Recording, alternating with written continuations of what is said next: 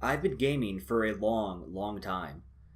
I first started when I was 4 years old, and my dad brought home an Atari. I was definitely hooked right off the bat. As time went on, I evolved right along with the new consoles as they came out. Although I still own and continue to buy the new consoles, I got into PC gaming quite a few years back. Not only do most of the major games come to PC, but there are also countless other games released by indie developers and random people alike. When I was a teenager, I got into an accident that left me unable to work. I can still manage to get around okay, but standing for a long period of time really bothers my back. I've been receiving SSI ever since. This is relevant because it explains why and how I'm able to dedicate so much time to gaming. For years, I've lived in this small, one-bedroom house by myself. My days consist of me gaming all day, only taking breaks to eat or use the restroom. A lot of people might say I'm throwing my time away, but honestly, I wouldn't want to spend it any other way. Playing video games so often, and for so many years, has left me a bit bored when it comes to the traditional games. I will usually give them a playthrough, and on occasion, I find one worth playing more than once. But for the last couple years, I've been digging through different websites online, finding the most obscure games I can. Most of them are pretty awful, but they're at least different. I was digging around like usual, and came across something that grabbed my attention. The file was just listed as Downloadable Content, the game.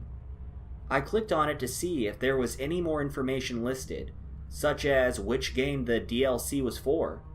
But in the description, it only read, "A game unlike anything you've ever played."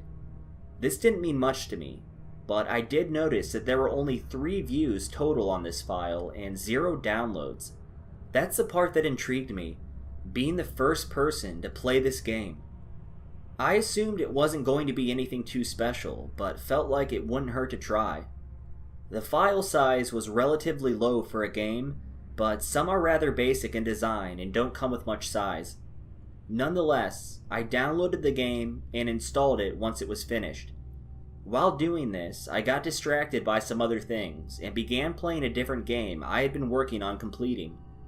I played until I realized I was pretty hungry, and took a break to get something to eat and watch TV. When I was finished, I went right back to my PC. That's when I noticed a file I had downloaded earlier on my desktop. I closed down my other game, and decided to see what downloadable content was all about. I still kind of felt like I was missing something and this wasn't a standalone game, but it would only take a minute to find out either way. Upon double-clicking on the file, a box popped up with a bunch of numbers and letters loading down the screen, as if it were doing background work. It was the first time I opened the file, so I didn't think much of it. This went on for about 5 seconds and the box disappeared. My computer appeared to be doing nothing for another 30 seconds, and I began to feel like the game either didn't work, or it was just extra content for a game I didn't have. I was just about to go into Task Manager to make sure the game was closed out and give up on it, when finally another box popped up. This one had a black background like the last, but it had much larger font. All it said was, "Let the game begin." I sat there a bit confused, but started to think this game was finally about to work. A few more seconds went by, and the box disappeared. I was still waiting, when suddenly I noticed my mouse cursor began moving on its own. I first checked the mouse itself to make sure it wasn't acting up, but when I moved the mouse, I realized I had no control over the cursor.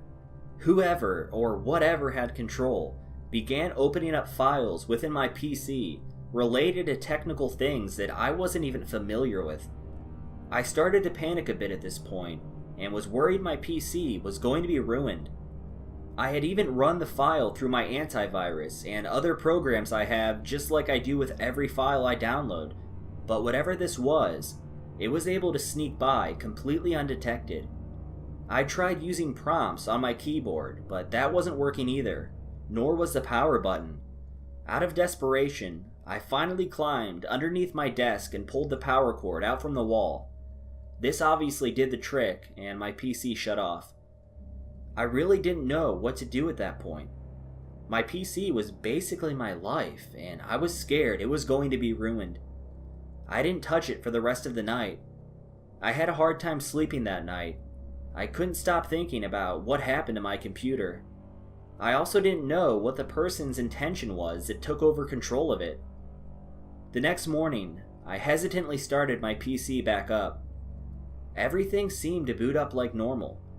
I ended up having control over it again, and immediately deleted the file I had downloaded the night before.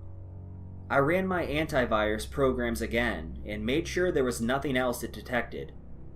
All seemed well, and I felt a bit relieved. I continued to play around with different programs, making sure everything worked and was intact. I decided to also contact my bank and let them know that my computer was hacked. For the time being, they allowed me to set my account up so nothing could be spent from it without authorization over the phone. Might be a bit of a pain, but not as bad as having my bank account drained.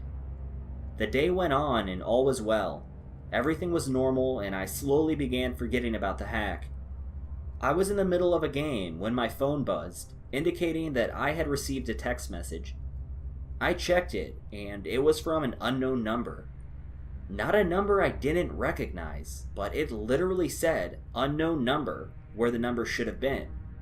This weirded me out a bit, but not as bad as when I actually opened the text. The message said, "Let the game begin." This gave me a bad feeling, and my mind immediately went back to the program I had downloaded the night before. I knew with full access to my PC and all of its files, whoever got into it could easily locate my phone number, as I had it linked to several apps. At this point, I knew someone was obviously messing with me. Hackers that are also trolls, I thought to myself. I went back to my game, and the rest of the night was uneventful.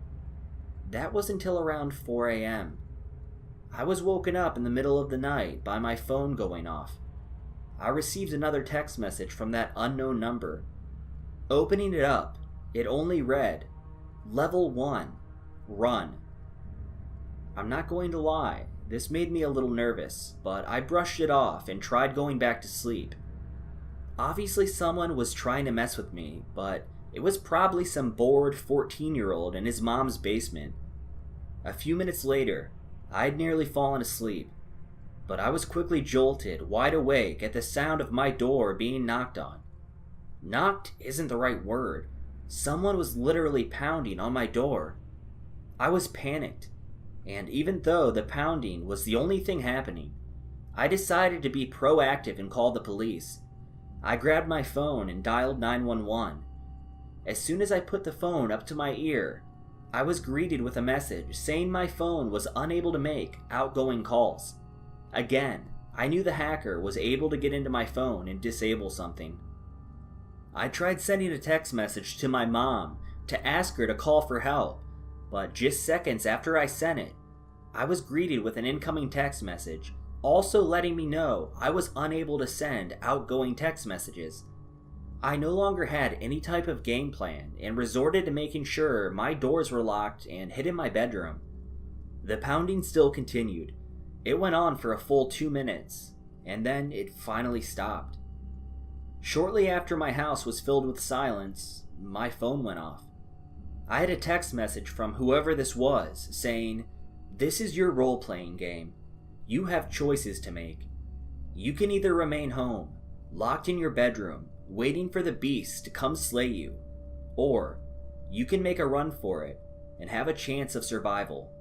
The choice is yours, but make sure not to waste time. The beast is near." I was frozen in place after reading this, trying to sort out all of this in my mind while deciding what my best course of action would be. Before I could decide, the pounding on my door began again. This time, it was loud, but slow. It sounded like someone was bashing their fist into my door every other second. While this was happening, my phone sounded again.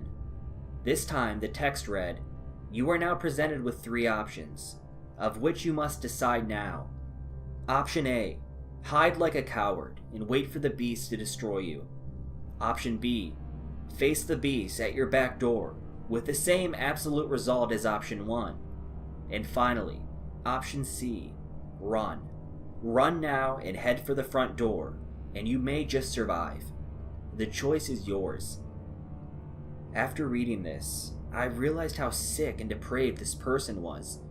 This was all some sort of game to him, or them, and I was the poor victim that got sucked into it. With the length they went to in order to gain control over my PC and disable my phone, plus the fact they came all the way to my home, I decided I need to start taking them serious. I quickly threw on clothes, put on my shoes, and headed for the front door. I wasn't taking any chances. I was heading straight to my car so I could go get help. Once I was outside, everything went quiet again. I headed directly to my car. As I was just about to get in, I heard laughter. Loud, malicious laughter coming from multiple people from multiple angles. I wasn't dealing with one psycho hacker. I was dealing with a group of them. I got in my car and sped away from the general area as quickly as possible. The nearest police station was only about 15 minutes away, but it seemed like an eternity at this moment. After only a minute of driving, a set of headlights appeared behind me. I did my best to keep my composure and not freak out. Yes, it was in the middle of the night, but that doesn't mean this car has to be them. It could be anyone. No need to panic. But as the car grew closer and closer, I lost the little hope I had. Soon enough, the car was directly behind me, riding on my tail. Once it began flashing its headlights and honking its horn at me, the little hope I had left was gone. This went from being a prank that had me nervous to a situation where I was fearing for my life, and it all seemed to happen in a flash. My comfortable, boring life has been transformed into this. I honestly barely leave the house as it is. When I do, it's normally only my monthly trip to the store to stock up on essentials. And now I'm racing down the road in the middle of the night trying to stay alive. I was coming to an intersection and knew I had an important decision to make. I could head straight, and another 10 minutes or so down the road, I would finally hit the city. Or I could take a left, and although it would take me a few minutes longer to get where I was going, I could probably lose whoever was behind me. The roads could be complicated, but I knew them well. As long as I could put a little distance between them and I would be golden. The intersection approached quickly, and at the very last second, I made a sharp left. The car behind me was able to make the turn as well. I was headed into a wooded area, and knew that I needed to get away from the car, at least far enough to where I could make a turn without them seeing. I cut my headlights off and did my absolute best to navigate these dark roads with only the light from the moon. I tried to put a little space between my tormentors and I, but they managed to make every turn that I made.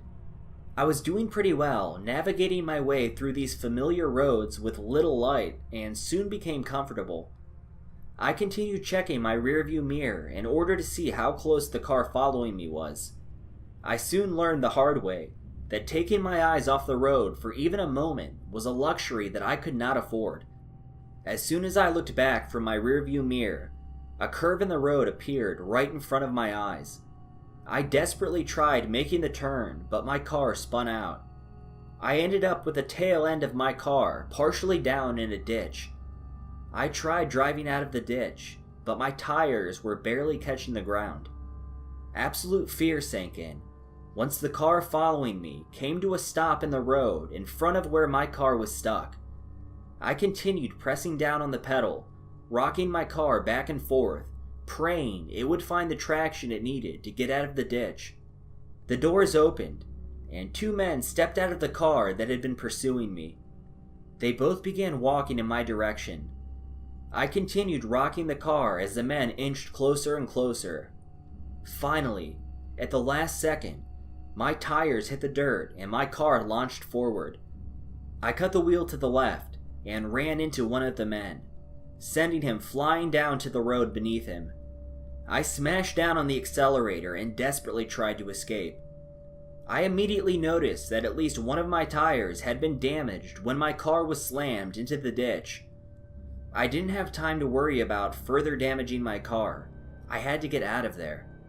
My heart sank when those all too familiar headlights reappeared in my rearview mirror. I knew with my car in this condition, I had no chance of outrunning them. The best I could do was keep pushing forward and hope I make it to town before my car gave out. The little hope I had vanished when what was left of my tire ripped off and sparks began flying from my car. I kept trying to push forward, but it was useless. I put my car in park and again made sure my doors were locked. The car behind me came to a stop. The driver immediately got out and ran up to my car. He tried opening my door as he was yelling at me to get out of the car. I screamed back at him, telling him to leave me alone. I told him the police were on their way, although that was a straight lie. Before I knew it, the man smashed out my window, opened my door, and dragged me out of the car. I fell to the ground, but the man dragged me to my feet and continued pulling me into the forest.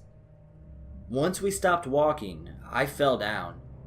I felt defeated and knew it was all over. I told the man to just do it and to please make it fast. "You're safe now," he said. "What do you mean?" I asked. "You just tried to kill me." "No, we just saved you. And we need to go get Dustin so we can get him to the hospital. I think your little stunt gave him a concussion." "What are you talking about?" I asked. "Okay," he said. "This is going to sound crazy, but keep with me. Dustin and I started a hacking group years back with some other guys. We didn't do anything to harm people. We just wanted to exploit others that were doing wrong in this world. And for a while, things worked perfectly. But a couple of the guys from our group started using their skills in order to wrong others. They eventually separated from us and we lost contact.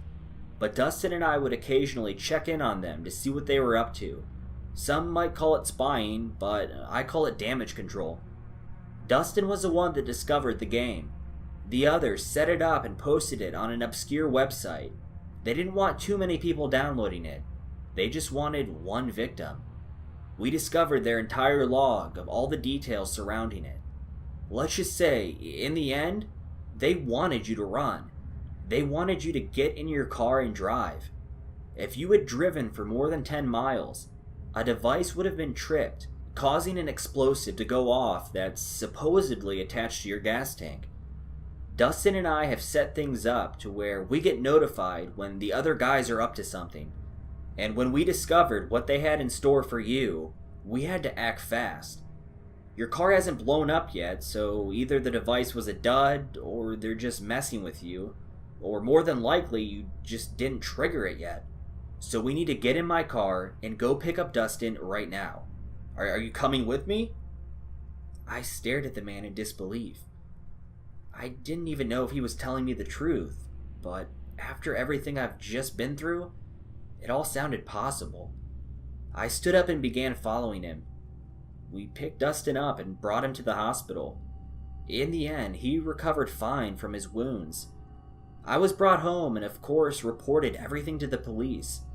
There was indeed a device attached to my car, but the police couldn't verify what mechanism would be responsible for triggering it. Unfortunately, the guys that did this to me worked hard to cover their tracks, and nothing could be proven. A few months have gone by, and I've all but fully recovered from the trauma that occurred. Everything in my life has gone back to normal. Well, that was until this morning when I woke up and checked my phone. I opened up a text message from an unknown number, and all it said was Level 2. Hey guys, thank you so much for watching. If you'd like to see more, please follow me on Twitch. The link is in the description. I do live streams, giveaways, and will be uploading horror videos there as well. If you have a story you'd like to submit, or anything creepy or odd you'd like to see me do an analysis video on, please email me at SirSpooksALot04@gmail.com. Again, that link is also in the description. Thank you guys again, and I'll see you all soon.